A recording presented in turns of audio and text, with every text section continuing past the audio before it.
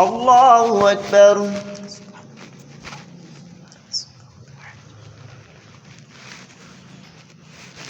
الحمد لله رب العالمين الرحمن الرحيم مالك يوم الدين إياك نعبد وإياك نستعين اهدنا الصراط المستقيم صراط الذين أنعمت عليهم غير المغضوب عليهم ولا الضالين.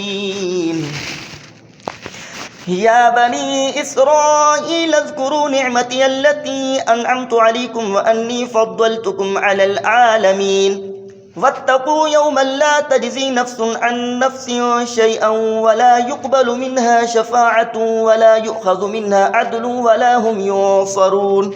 وإذ نجيناكم من آل فرعون يسومونكم سوء العذاب يذبحون أبناءكم ويستحيون نساءكم وفي ذلكم بلاء من ربكم عظيم. وإذ فرقنا بكم البحر فأنجيناكم وأغرقنا آل فرعون وأنتم تنظرون. وإذ واعدنا موسى 40 ليلة ثم اتخذتم العجل من بعده وأنتم ظالمون ثم عفونا عنكم من بعد ذلك لعلكم تشكرون. وإذ آتينا موسى الكتاب والفرقان لعلكم تهتدون.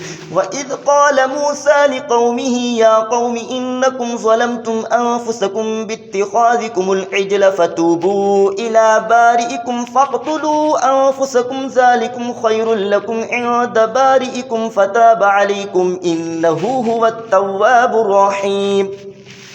وإذ قلتم يا موسى لن نؤمن لك حتى نرى الله جهرة فأخذتكم الصاعقة وأنتم تنظرون ثم بعثناكم من بعد موتكم لعلكم تشكرون. وظللنا عليكم الغمام وأنزلنا عليكم المن والسلوى كلوا من طيبات ما رزقناكم وما ظلمونا ولكن كانوا أنفسهم يظلمون.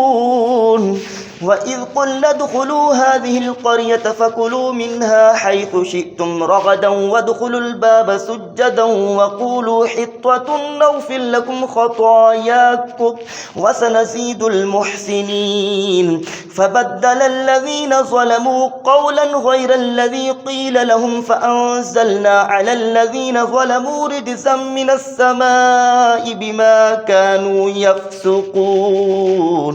وإذ استسقى موسى لقومه فقلنا اضرب بعصاك الحجر فانفجرت منه 12 عينا قد علم كل أناس مشربهم كلوا واشربوا من رزق الله ولا تعثوا في الأرض مفسدين. وإذ قلتم يا موسى لن نصبر على طعام واحد فادع لنا ربك يخرج لنا مما تنبت الأرض من بقلها وقثائها وفومها وعدسها وبصلها قال أتستبدلون الذي هو أدنى بالذي هو خير اهبطوا مصرا فإن لكم ما سألتم وضربت عليهم الذلة والمسكنة وباءوا بغضب من الله ذلك بأنهم كانوا يكفرون بآيات الله ويقتلون النبيين بغير الحق ذلك بما عصوا وكانوا يعتدون. إن الذين آمنوا والذين هادوا والنصارى والصابئين من آمن بالله واليوم الآخر وعمل صالحا فلهم أجرهم عند ربهم ولا خوف عليهم ولا هم يحزنون.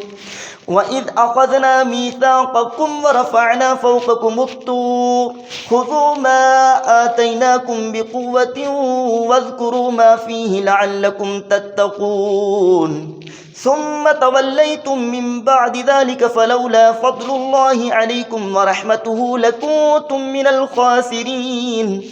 ولقد علمتم الذين اعتدوا منكم في السبت فقلنا لهم كونوا قردة خاسئين فجعلناها نكالا لما بين يديها وما خلفها وموعظة للمتقين.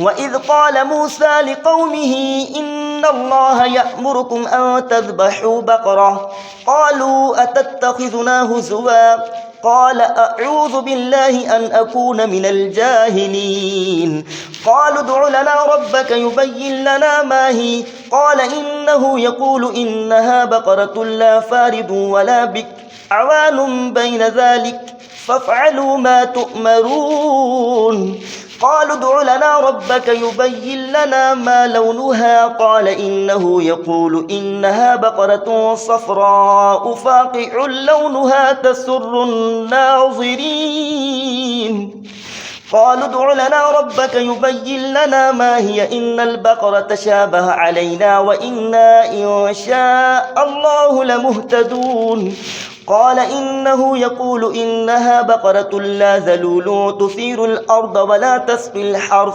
مسلمة لا شية فيها قالوا الآن جئت بالحق فذبحوها وما كادوا يفعلون